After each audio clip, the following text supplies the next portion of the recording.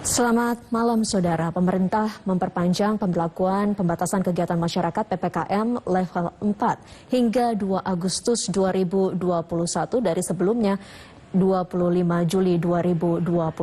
Menteri Koordinator Kemaritiman dan Investasi Luhut Binsar Panjaitan mengungkapkan ada sejumlah penyesuaian pada penerapan PPKM level 4 ini.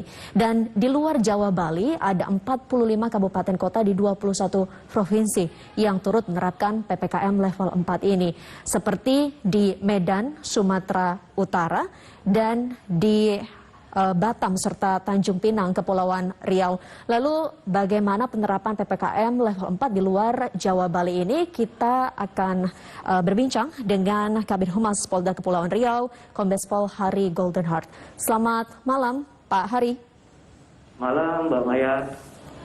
Baik, Pak Hari, untuk di Kepulauan Riau ini PPKM level 4 diberlakukan di Kota Batam dan juga di Tanjung Pinang. Lalu seperti apa pemberlakuan di dua tempat tersebut? Apakah ada penyekatan yang dilakukan oleh pihak kepolisian, Pak? Ya, Mbak Maya, jadi dapat kami sampaikan bahwa sejak diberlakukan instruksi Mendagri nomor 25 bahwa untuk Kota Batam dan Tanjung Pinang ini diturunkan dari PPKM darurat menjadi PPKM level 4. Dan kasus harian sampai dengan hari ini cenderung terjadi penurunan dari 912 per tanggal 23 ini sampai dengan hari ini cenderung menurun sampai dengan kurang lebih 475. Kita bersyukur bahwa terjadi penurunan terhadap penyebaran COVID-19 yang ada di dua kota tersebut. Baik, untuk kasus hariannya menurun, lalu bagaimana dengan pantauan aktivitas atau mobilitas masyarakat juga? Apakah terpantau menurun atau justru masih seperti keadaan sebelumnya, Pak Hari? Iya, sebagaimana instruksi Mendagri nomor 25, kami juga melakukan kegiatan-kegiatan yang bersifat penyekatan-penyekatan sesuai dengan regulasi yang ada saat ini yang mengatur PPKM di level keempat. Tentu kami juga melakukan pengetatan-pengetatan di lokasi-lokasi yang banyak atau dimungkinkan menimbulkan kerumunan. Dan sampai sejauh ini pantauan kami, masyarakat di wilayah Kepulauan Riau ini sangat kooperatif, ya.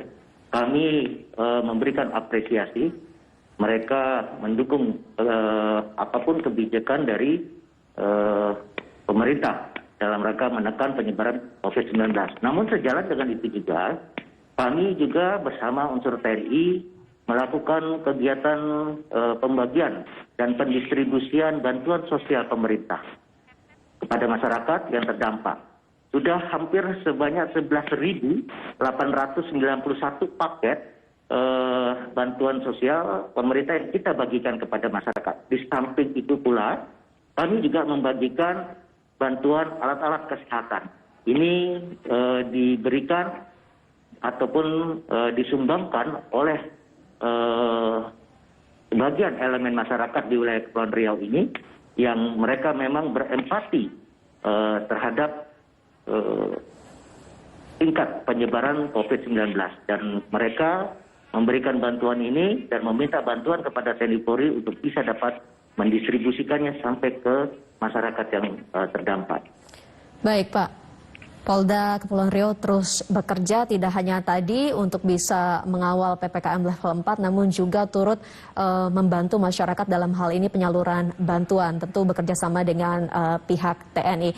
Lalu Pak Hari, terkait dengan tadi pemantauan yang dilakukan di masyarakat, salah satu yang sulit begitu untuk bisa diatasi adalah kegiatan masyarakat yang berada di pasar-pasar tradisional. Sejauh ini seperti apa, Pak, pengawasan protokol kesehatan di tempat niaga?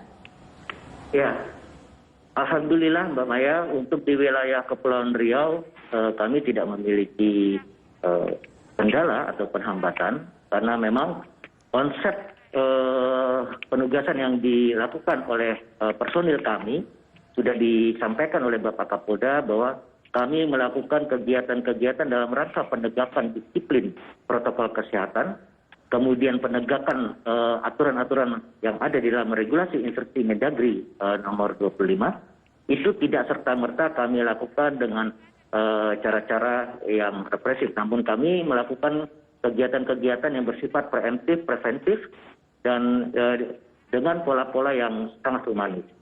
Kami juga Bapak Kapolda Kepri mendukung program pemerintah dalam rangka vaksinasi. Terbukti Provinsi Kepulauan Riau saat ini menduduki urutan dalam tingkat vaksinasi yang ada di seluruh Indonesia. Bapak Kapolda Kepri meluncurkan program nasi kapau, Mbak, yaitu vaksinasi menjangkau pulau-pulau.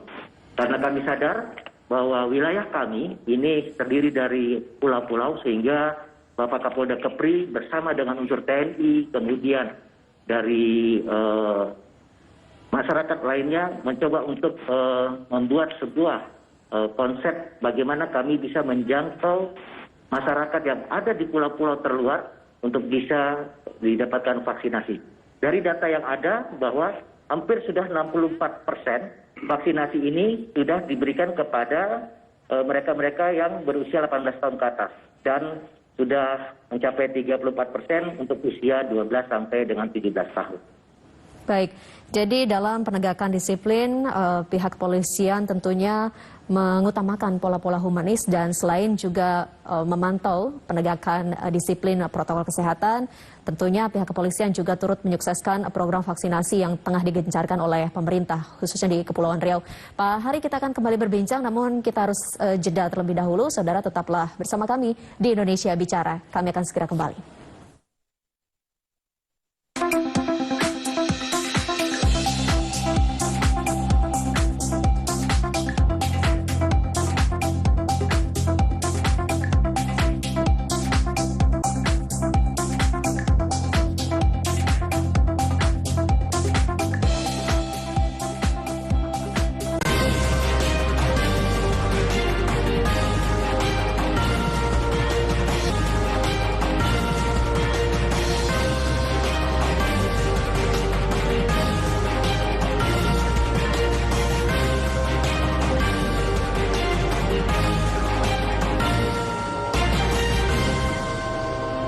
Anda kembali menyaksikan di Indonesia Bicara. Kami masih terhubung bersama dengan Kabid Humas Polda Kepulauan Riau, Kombes Pol Hari Goldenhat. Selain itu, kami saat ini juga tersambung dengan Wali Kota Medan, Bapak Bobi Afif Nasution. Selamat malam, Pak Bobi, apa kabar? Ya, selamat malam, Mbak. Alhamdulillah, baik. Kabarnya alhamdulillah. Baik. Salam sehat selalu, Pak Bobi. Kita tahu bahwa Kota Medan saat ini juga turut menerapkan PPKM level 4. Lalu sejauh ini seperti apa yang dipersiapkan oleh pemerintah Kota Medan dalam membatasi aktivitas masyarakat, dan apa yang menjadi pembeda dengan PPKM sebelumnya, Pak Bobi? Iya, PPKM sebelumnya dengan PPKM bahkan sampai dengan tanggal 2 Agustus nanti sebenarnya tidak terlalu banyak pembedaan, Mbak. Beberapa titik di Kota Medan kita lakukan, ada beberapa penyekatan, ada kurang lebih ada 43 titik di Kota Medan, dan di pintu masuk Kota Medan yang kita lakukan penyekatan selama PPKM berlangsung. Namun sebelum PPKM darurat sebelum PPKM level 4 ini ditetapkan di Kota Medan, kami sebenarnya pemerintah Kota Medan sudah mencoba melakukan pengetatan di pintu-pintu masuk Kota Medan. Sebelumnya ada di 5 titik pintu masuk Kota Medan, terkhusus yang arah ke Deli Serdang, karena Deli Serdang ini ada salah satu lokasi wisata yang biasanya weekend itu menjadi sangat padat. Masyarakat Kota Medan untuk beraktivitas weekend di sana, itu di titik-titik itu mulai dari bulan puasa kemarin sampai dengan hari ini masih kita lakukan pembatasan ataupun kita lakukan pengetatan. Namun hari ini kita tambah lagi menjadi 43 titik yang dilakukan penyekatan, dan juga pintu masuk Kota Medan melalui transportasi laut. Karena kami memiliki pelabuhan, ini sudah dari kemarin juga kita lakukan pengetatan bagi seluruh masyarakat yang datang ke Kota Medan melalui transportasi laut. Ini yang selama ini juga selalu kami lakukan, namun di PPKM kali ini lebih intens lagi untuk kita menginformasikan ke masyarakat yang intinya sebenarnya yang kami pahami di sini, Mbak, bagaimana PPKM ini bisa baik berjalannya adalah untuk mengajak masyarakat mengikuti protokol kesehatan. Ini pesan yang selalu kami sampaikan. Bukan mau membatasi sana, membatasi sini, bukan mau mengurangi apa-apa, namun yang ingin kami sampaikan ini adalah kegiatan-kegiatan kita yang bahasanya kedepannya akan ada new normal. Inilah trainingnya, ini training new normalnya. Kita sama-sama harus mematuhi protokol kesehatan. Ada 5M, salah satunya membatasi aktivitas yang tujuannya untuk menghindari adanya kerumunan. Ini intinya yang selalu kami edukasikan ke masyarakat agar bisa sama-sama memahami seluruh lapisan masyarakat. Benar-benar ujung-ujungnya ini adalah untuk mengikuti prokes. Itu, Mbak, yang kami lakukan sejauh ini. Baik, sosialisasi untuk taat prokes terus dilakukan, penyekatan juga dilakukan di 43 titik untuk bisa mengurangi mobilitas masyarakat. Namun bagaimana pengawasan, khususnya mengawasi perusahaan non-esensial di masa PPKM darurat ini? Apakah juga ada sanksi yang diberlakukan jika kemudian ada perusahaan non-esensial yang melanggar PPKM? Pak Bobi. Ya, pada saat kita kemarin awal masuk dari lebih dari 16 kabupaten kota yang awal kemarin PPKM darurat di luar Pulau Jawa dan Bali, kami pertama sekali memberikan waktu 3 hari, Mbak, kemarin. Memberikan waktu 3 hari untuk kami mensosialisasikan dan menjabarkan apa itu esensial, apa itu kritikal, dan apa itu non-esensial. Setelah penjabaran itu bisa kami sosialisasikan, kami informasikan, dan kami berikan pemahaman yang esensial itu apa-apa saja. Karena di Medan ini sebagai ibu kota Provinsi Sumatera Utara, jumlah perusahaan esensial itu sangat banyak, ada ribuan yang kami data, dan ini kami sosialisasikan ke satu persatu melalui surat-surat yang kami edarkan, dan surat-surat tersebut mewajibkan perusahaan-perusahaan itu boleh melakukan aktivitas usaha 50% dengan harus mengeluarkan surat, dan shift kerjanya ini dari 50% ini harus jelas. Kita juga sudah langsung mengecek ke lapangan dengan teman-teman Forkopimda yang tentunya sangat membantu kami, pemerintah Kota Medan, untuk bisa melaksanakan suksesnya PPKM darurat yang kemarin dan hari ini PPKM level 4. Ini yang kami lakukan, sosialisasi 3 hari, habis itu ada kami lakukan sidak langsung di lapangan.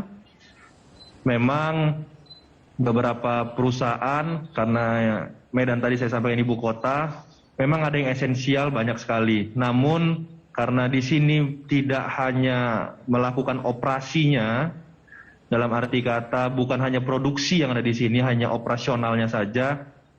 Bagi perusahaan yang esensial, yang hanya kantor perwakilan ataupun hanya kantor-kantor cabangnya yang ada di Kota Medan, ini kita minta tetap 25%, walaupun di esensial. Itu benar-benar untuk menekan mobilitas masyarakat, karena kalau kita lihat hanya di jalan saja, hanya pembatas-pembatasan di jalan, kita tidak ingin petugas kita yang di lapangan, pasukan kita yang ada di lapangan ini sama masyarakat malah terjadi bentrok. Jadi kita lebih bagus door to door, datang ke kantor-kantornya, mensosialisasikan kepada pemilik perusahaannya, bukan yang di lapangan atau bukan para pegawainya, itu, Mbak.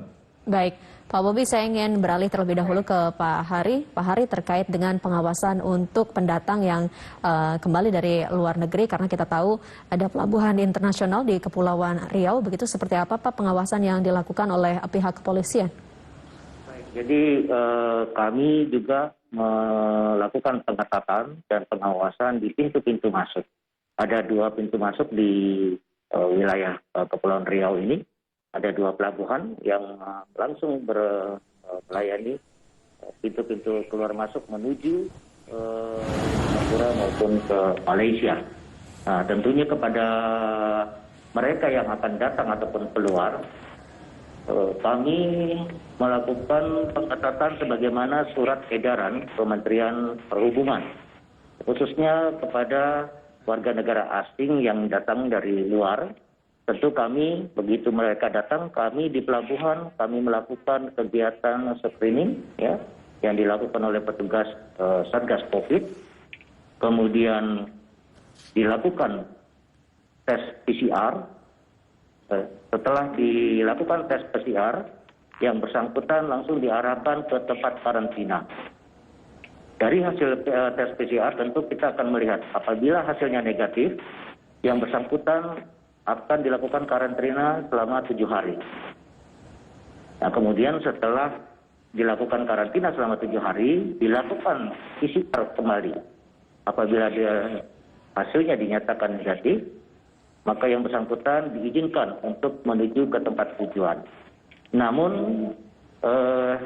selama PPKM darurat dan level 4 ini, ada peraturan Menteri Kumham nomor 21 tahun 2021 tentang pembatasan orang asing yang masuk ke wilayah Indonesia.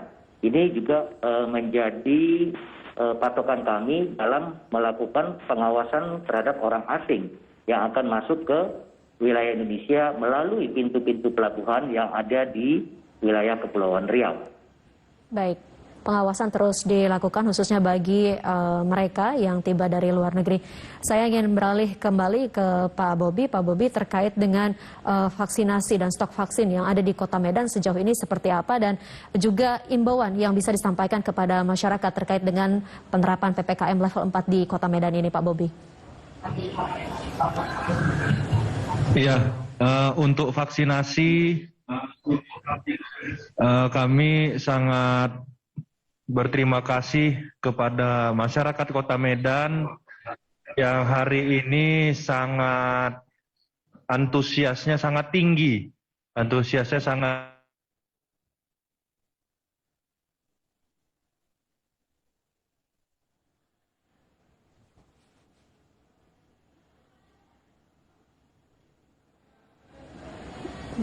Namun kita ketahui hari ini vaksin yang ada di Kota Medan ini stoknya hari ini memang sangat terbatas sekali, Mbak. Kami Kota Medan menargetkan satu hari itu bisa vaksin, satu hari itu ada 10.000 dosis yang bisa kami suntikkan. Namun hari ini dosis yang kami miliki per hari ini hanya sekitar tinggal hanya 9.000. Oleh karena itu dari beberapa minggu yang lalu ini dosis vaksin yang kami suntikkan hanya kami peruntukkan untuk dosis kedua saja. Hanya untuk dosis kedua saja. Kondisi hari ini memang sudah berkali-kali kami berkoordinasi dengan pemerintah Provinsi Sumatera Utara, Bapak Gubernur juga langsung berkomunikasi dengan Kementerian Kesehatan, sudah berkomunikasi langsung, memang masih dilakukan pemusatan. Informasinya masih dilakukan pemusatan di Pulau Jawa dan Pulau Bali. Dan mudah-mudahan katanya nanti bulan Agustus ini bisa stabil kembali, bisa kembali lagi target kami 10.000 per hari ini bisa tercapai. Namun hari ini kami ingin informasikan untuk Kota Medan kami memiliki target dari 2.500.000 penduduk Kota Medan. Kami menargetkan lebih dari 1.900.000 yang harus divaksin. Dan persentase yang sudah divaksin hari ini itu 21% sudah divaksin baik dosis 1 ataupun dosis 2. ini perkembangan vaksinasi di Kota Medan sejauh ini, Mbak. Seperti itu. Baik. Target yang ingin dicapai adalah 10.000 suntikan per hari, namun terkendala terkait dengan stok vaksin yang diterima oleh Kota Medan. Terakhir saya ingin ke Pak Hari. Pak Hari, imbauan apa yang bisa disampaikan kepada masyarakat untuk bisa kemudian bersabar dengan pemberlakuan pembatasan kegiatan masyarakat level 4 ini yang nanti akan berlangsung hingga 2 Agustus? Ya, jadi kami menghimbau khususnya kepada warga masyarakat Kepulauan Riau. Bapak Kapolda Kepri menyampaikan apresiasi kepada seluruh warga masyarakat Kepulauan Riau atas kerjasamanya dalam rangka pelaksanaan kebijakan pemerintah, khususnya di wilayah Batam dan Tanjung Pinang terkait dengan PPKM level 4. Untuk itu Bapak Kapolda Kepri menghimbau kepada seluruh warga masyarakat, mari kita sama-sama patuhi protokol kesehatan 5M. PPKM level 4 ataupun PPKM darurat sebenarnya tidak perlu ada asalkan masyarakat disiplin. Sekali lagi, masyarakat betul-betul disiplin menerapkan protokol kesehatan bagi dirinya, bagi lingkungannya, bagi keluarganya, dan bagi orang lain di mana pun mereka akan beraktivitas. Demikian. Baik, terima kasih Kabid Humas Polda Kepulauan Riau, Kombes Pol Hari Golden Heart, dan juga Wali Kota Medan, Bapak Bobi Afif Nasution telah bergabung bersama kami di Indonesia Bicara. Kita tentu berharap kasus COVID-19 di masing-masing daerah maupun Medan dan Kepulauan Riau bisa melandai. Selamat malam Bapak-Bapak, salam sehat selalu.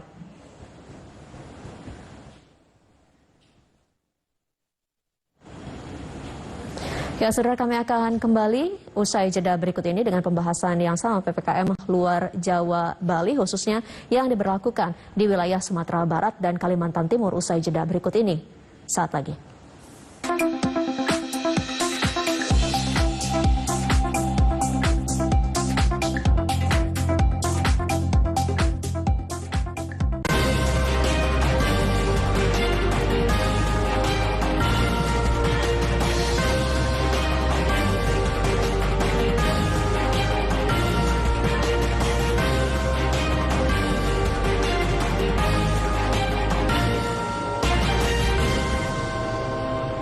Anda kembali menyaksikan Indonesia Bicara. PPKM level 4 diberlakukan di Kota Padang, Sumatera Barat dan di sejumlah kabupaten kota di Provinsi Kalimantan Timur. Dan saudara, kami akan membahas bagaimana penerapan PPKM level 4 di 2 provinsi ini. Kami telah terhubung bersama dengan Bapak Haji Mahyaldi SP, Gubernur Sumatera Barat. Assalamualaikum Pak Mahyaldi. Waalaikumsalam warahmatullahi wabarakatuh, Mbak Maya. Kabar baik ya Pak? Alhamdulillah. Alhamdulillah. Baik, selanjutnya saya ingin menyapa Gubernur Kalimantan Timur, Bapak Isran Nur. Selamat malam. Assalamualaikum Pak Isran. Salam. Selamat malam. Selamat malam Pak. Baik, saya ingin ke Pak Mahyaldi terlebih dahulu. PPKM level 4 ini diberlakukan di Kota Padang untuk di Sumatera Barat.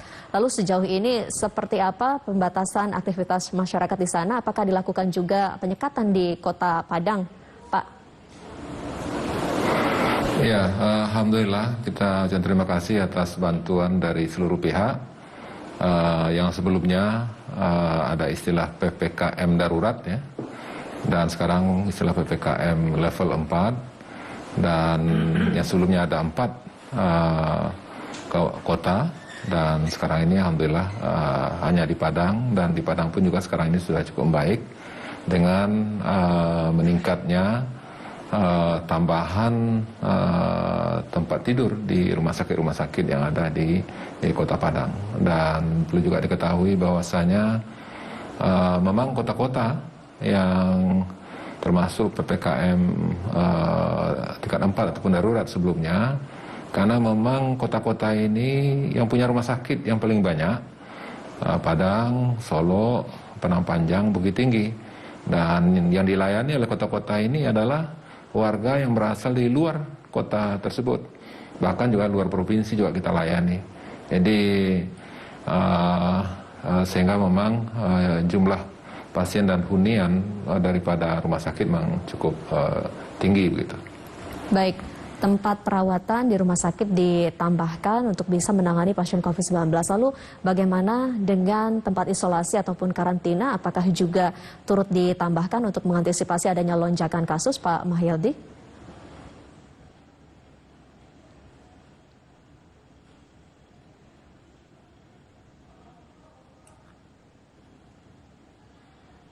Pak Mahyildi? Bagaimana dengan penambahan tempat isolasi dan juga karantina? Apakah turut ditambahkan juga untuk mengantisipasi lonjakan kasus?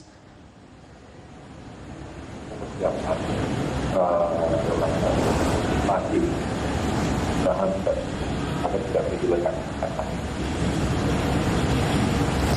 Baik, saudara, nampaknya sambungan kami tidak sempurna dengan Gubernur Sumatera Barat. Kita beralih ke Gubernur Kalimantan Timur, Pak Isran, terkait dengan PPKM level 4 di Kalimantan Timur. Ini diberlakukan kurang lebih di 8 kabupaten kota ya Pak, cukup banyak juga begitu untuk Kalimantan Timur.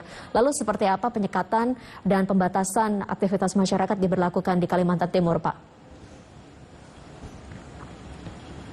Ya, kata sesuai dengan ketentuan pusat bahwa PPKM level 4 yang dulunya disebut dengan PPKM darurat diperpanjang sampai dengan awal atau tanggal 2 Agustus ini.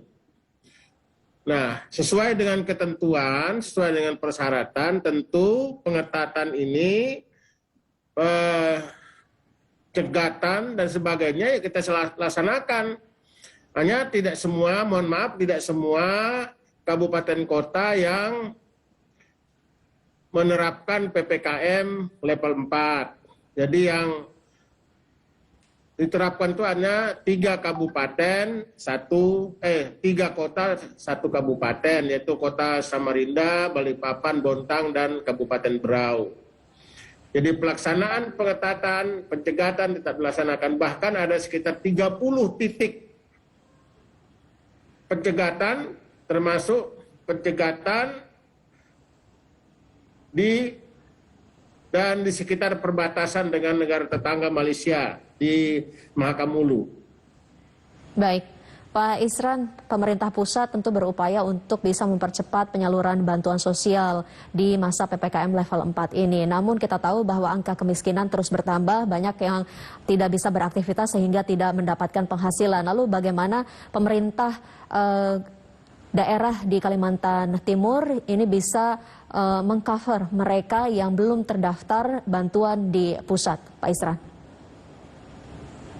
Ya, sekarang kami dalam kerja keras dalam mendata semua atau masyarakat-masyarakat yang belum terdaftar atau terdata yang akan mendapatkan bantuan sosial, yang sudah terdata di Kementerian Sosial, tentu tinggal menerapkan dan pelaksanaannya. Rencananya secara resmi besok hari Jumat Kamis akan dilaksanakan penyerahan kepada ke kabupaten kota bantuan sosial tersebut. Baik, jadi pemerintah provinsi juga dan turut. Di samping itu juga, ya, di samping itu pemerintah provinsi baru saja melakukan rapat koordinasi untuk melakukan pergeseran atau refocusing anggaran untuk kepentingan penyantunan baik untuk keperluan masyarakat, bantuan kepada masyarakat maupun kepada fasilitas-fasilitas kesehatan. Misalnya dalam hal menyiapkan, mengkonversi ruang-ruang perawatan untuk isolasi terkait dengan COVID-19 ini. Kita sudah berhasil lebih kurang 30-40% mengkonversi ruangan untuk penyiapan perawatan COVID-19 di Kalimantan Timur. Baik. Kemudian juga dilakukan dengan kerjasama dengan pihak swasta dan BUMN dalam menanggulangi dampak oleh COVID-19 ini, yaitu para pengusaha melalui dana-dana CSR-nya, baik itu swasta maupun BUMN, bahkan para donatur-donatur pribadi pun ini indikasinya sangat bagus di Kalimantan Timur. Baik Pak Isran, mohon maaf saya potong. Jadi berbagai upaya terus dilakukan, salah satunya adalah tadi refocusing anggaran dilakukan oleh Pemprov Kalimantan Timur. Saudara, kami akan lanjutkan perbincangan ini usai jeda berikut ini. Tetaplah bersama kami di Indonesia Bicara.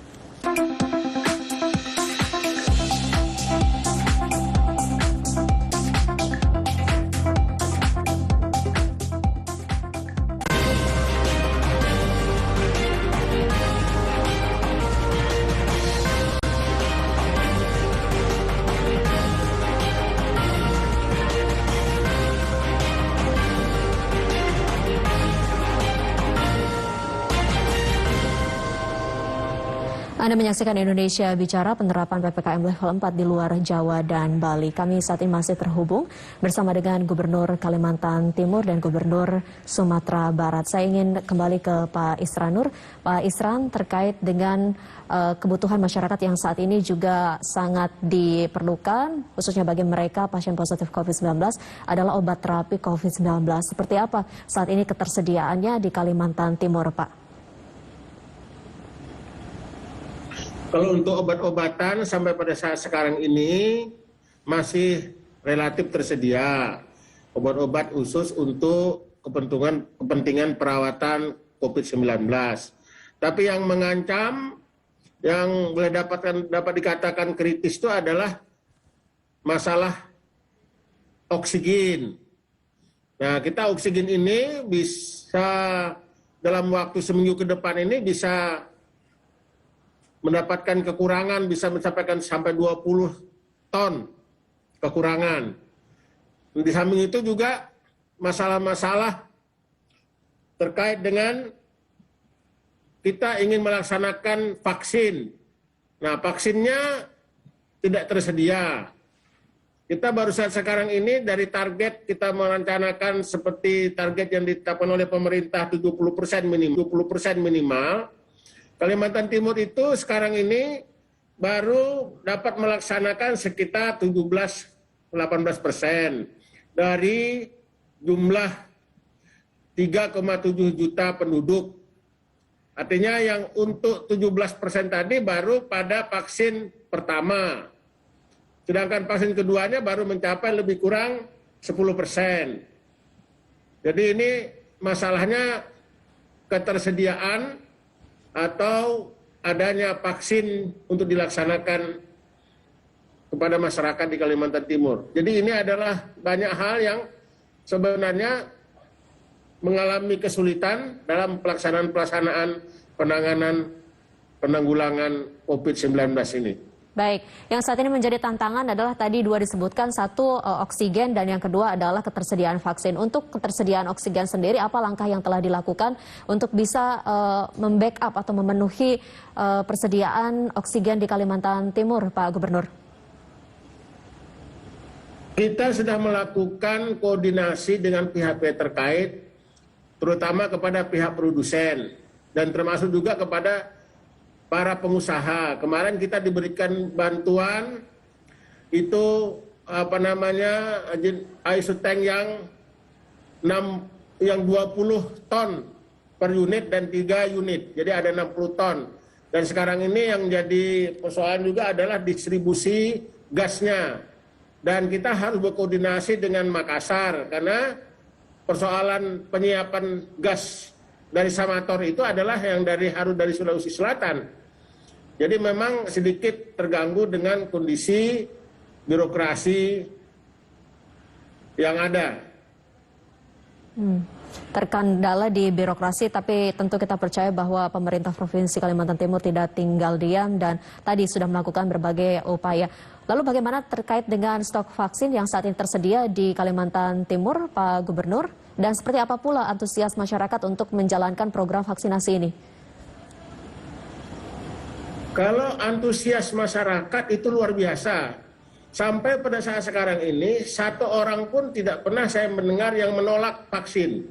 Bahkan mereka sangat memberikan dukungan dan bahkan sangat ingin dilakukan vaksin bagi mereka. Dan soalnya yang menjadi persoalan adalah vaksinnya yang tersedia tidak mencukupi atau belum mencukupi. Oleh sebab itu kami sudah sesuai dengan instruksi Bapak Presiden, setiap vaksin yang ada tidak boleh ditinggal, harus disuntikan, dihabiskan untuk suntikan yang kedua dan atau yang pertama. Jadi tidak lagi seperti biasa menyisakan untuk suntikan yang kedua. Tapi setiap ada vaksin yang datang, berapapun ada itu segera dihabiskan untuk divaksinkan. Baik, saat ini bagi masyarakat yang ingin mendapatkan vaksin bisa menghubungi ke mana saja untuk di wilayah Kalimantan Timur pusat vaksinasinya, Pak Gubernur? Ya, kita sudah mendistribusikan ketika vaksin sudah ada, distribusikan ke kabupaten kota, kemudian kabupaten kota itu menyerahkannya ke masing-masing puskesmas. Di samping juga dilakukan secara massal oleh unit-unit kegiatan, misalnya oleh TNI Polri itu bisa juga dipusatkan. Tetapi pada umumnya kita distribusikan ke puskesmas-puskesmas karena secara administratif dan data itu di puskesmas sudah terbagi. Baik, masyarakat bisa mengunjungi pusat vaksinasi atau ke puskesmas terdekat begitu ya Pak untuk bisa mendapatkan informasi dan pelayanan vaksinasi. Baik, saya ingin kembali mencoba menghubungi Gubernur Sumatera Barat Pak Mahyildi melalui sambungan telepon. Selamat malam Pak Mahyildi, apakah sudah bisa mendengar suara saya dengan baik Pak? Alhamdulillah, dengar. Baik, Pak Mahyildi, sejumlah pemerintah provinsi lain ini melakukan refocusing anggaran. Apakah ini juga dilakukan oleh pemerintah Provinsi Sumatera Barat? Salah satunya misalkan untuk kebutuhan penyaluran insentif bagi tenaga kesehatan yang bertugas di rumah sakit umum daerah, Pak. Ya, betul Mbak Maya, karena memang berdasarkan perintah dari Mendagri, bahwasanya untuk tenaga kesehatan selama ini dibiayai oleh pusat, sekarang misalkan kita di daerah, sudah jelas kita harus mengalokasikannya. Karena kita didemo oleh teman-teman di lapangan. Dan kemudian yang kedua, kita harus menyediakan lebih kurang 100 miliar dari tahun 2020. Ya, karena juga kaitan dengan pangkat kepada BPJS dan kesehatan dan kemudian juga pendukungan mesti kita berikan kepada kabupaten kota di Sumatera Barat. Dalam hal ini, cuma kita tidak kurang dari 100 miliar tahun ini yang dari dan kita akan akomodasi nanti melalui perubahan. Dan kemudian juga tahun 2020 sekarang sudah kita mulai bicarakan dan ini juga menjadi langkah kita untuk kebutuhan tersebut. Nah, di samping juga kebutuhan-kebutuhan yang mendesak seperti untuk pengadaan yang sekarang ini dan pendukungan pada rumah sakit karena kekurangan tenaga perawatnya dari dana dan pusing sangat terlaku di Sumatera Barat. Baik, refocusing anggaran juga dilakukan oleh Pemprov Sumatera Barat untuk penanganan COVID-19. Lalu Pak Mahyildi terkait dengan ketersediaan obat dan juga oksigen seperti apa sejauh ini khususnya untuk di Kota Padang sendiri Pak? Untuk ketersediaan obat-obat sekarang ini masih tersedia ya. Belum ada yang sakit akan kurang. Tapi walaupun begitu tentu saja perlu pantau ketersediaan kecelakaan pasien itu. Dan kemudian dengan oksigen, ya alhamdulillah kita berkoordinasi dengan pihak rumah sakit yang ada seperti yang diambil misalnya itu juga sudah terjadi dengan pihak dan kasih tanaman jamilah BA ini adalah dari kesehatan, kemudian juga rumah sakit Talas caranya. Nah, sambil itu juga kita daerah membangun komunikasi yang seperti kita berkoordinasi dengan Gubernur Riau, kemudian Gubernur Sumatera Utara, Gubernur Sumatera Selatan, dan kami terima kasih kepada kepada Pak Gubernur Riau, Gubernur Sumatera Utara, Gubernur Sumatera Selatan, alhamdulillah menemukan bantu kepada untuk ketersediaan oksigen di Sumatera Barat. Dan alhamdulillah dari Sumatera Selatan itu apapun kebutuhan kita dibantu, demikian juga dari Riau. Jadi untuk oksigen Sumatera Barat insya Allah selanjutnya